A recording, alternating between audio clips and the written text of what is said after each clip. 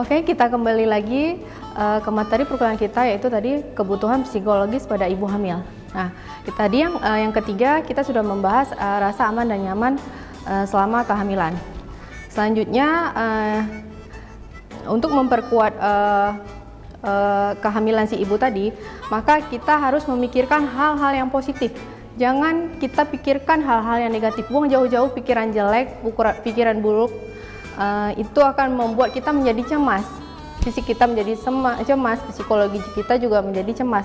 Jadi pikirkan hal-hal yang baru, yang positif, yang membuat ibu merasa senang dan gembira. Jadi si bayi juga akan merasakan hal yang akan dirasakan oleh si ibu. Kalau ibunya senang, bayinya juga senang. Kalau ibunya sedih, bayinya juga ikut sedih. Jadi buat si bayi selalu merasa dengan perasaan yang gembira. Kemudian si ibu juga harus melakukan aktivitas seperti biasa. Ibu hamil juga bisa melakukan senam, tapi senam hamil. Jadi itu memang khusus untuk ibu-ibu hamil gerakannya. Jadi tidak seperti orang biasa ada loncat-loncatnya, ada lari-larinya. Tapi kalau ibu hamil itu ada khusus dia seperti yoga sambil duduk, ditaruh alasnya. Kemudian ada gerakan-gerakannya yang memang sudah sesuai dengan prosedur untuk ibu hamil. Kemudian adaptasi pada lingkungan tempat bersalin. Nah, ini juga diperlukan untuk si ibu hamil.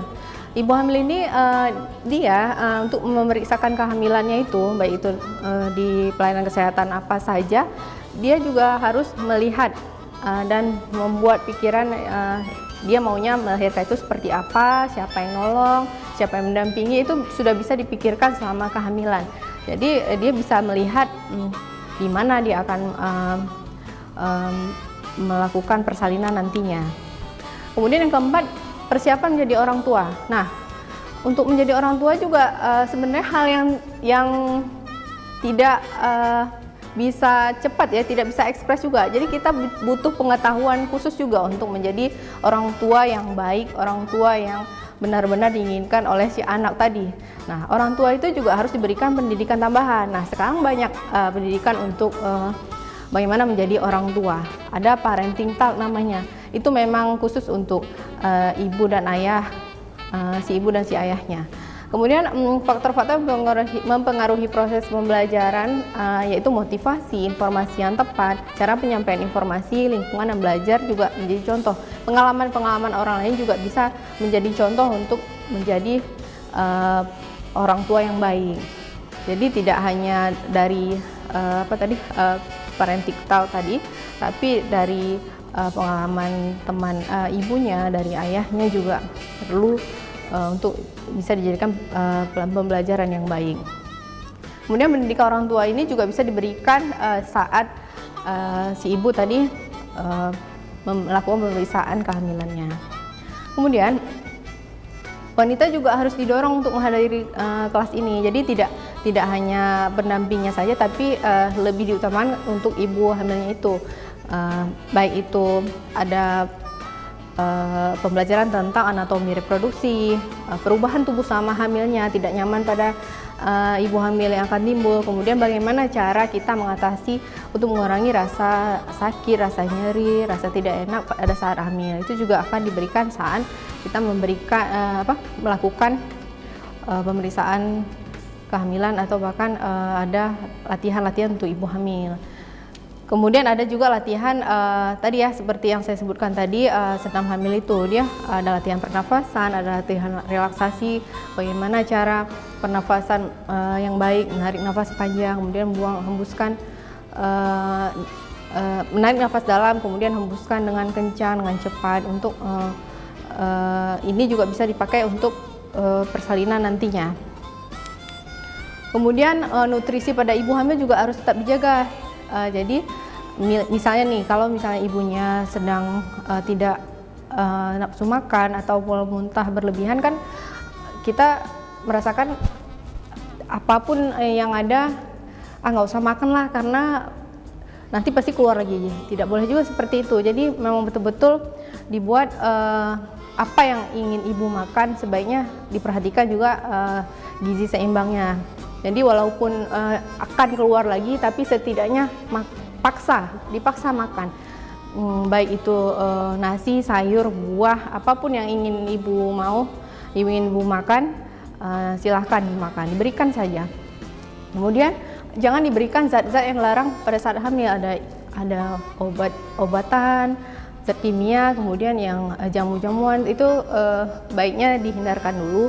Sebaiknya yang alami saja yang bisa ibu konsumsi.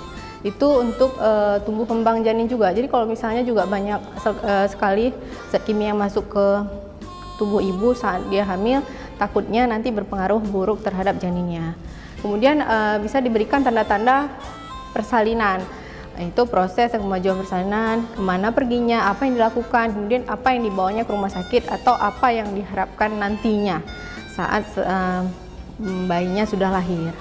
Kemudian juga ada persiapan laktasi. Nah, itu persiapan untuk ibu menyusui.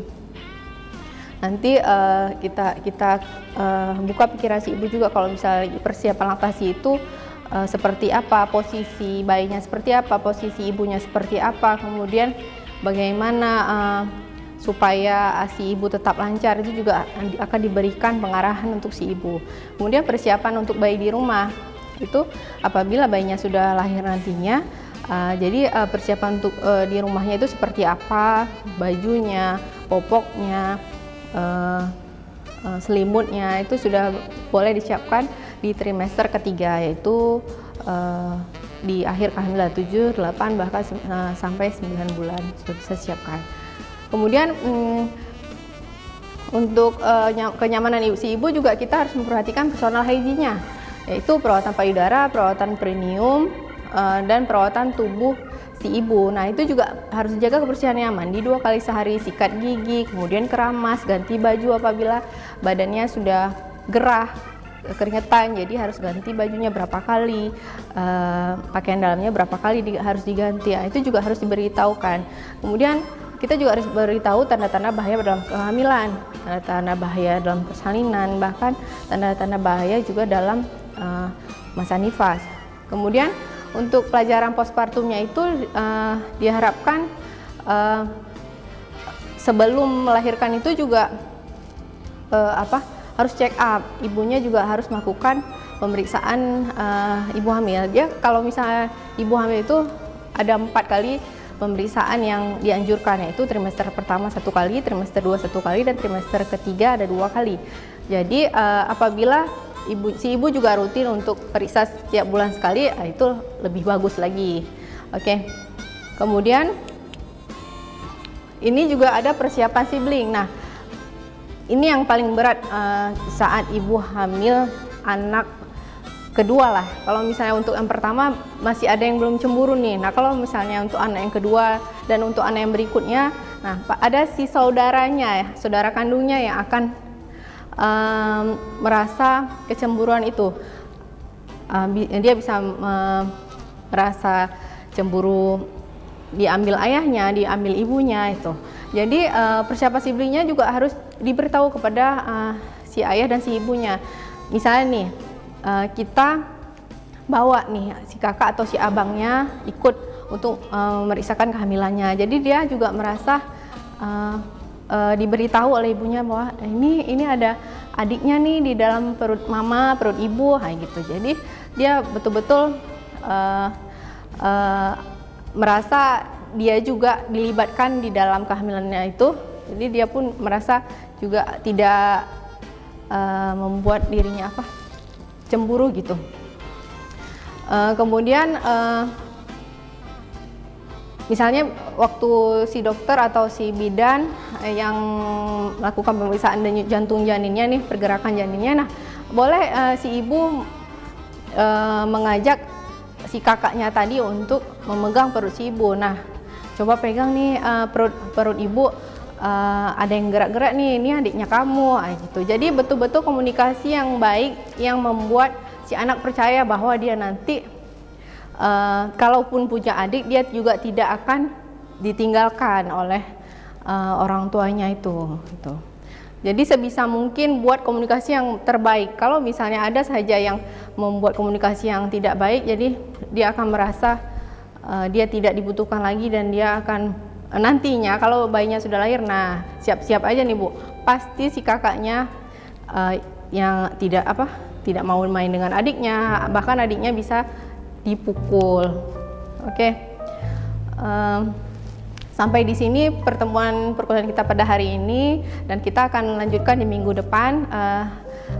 Lebih dan kurang saya mohon maaf. Assalamualaikum warahmatullahi wabarakatuh. Another summer day has come and gone away, and Paris a row, but I wanna go home.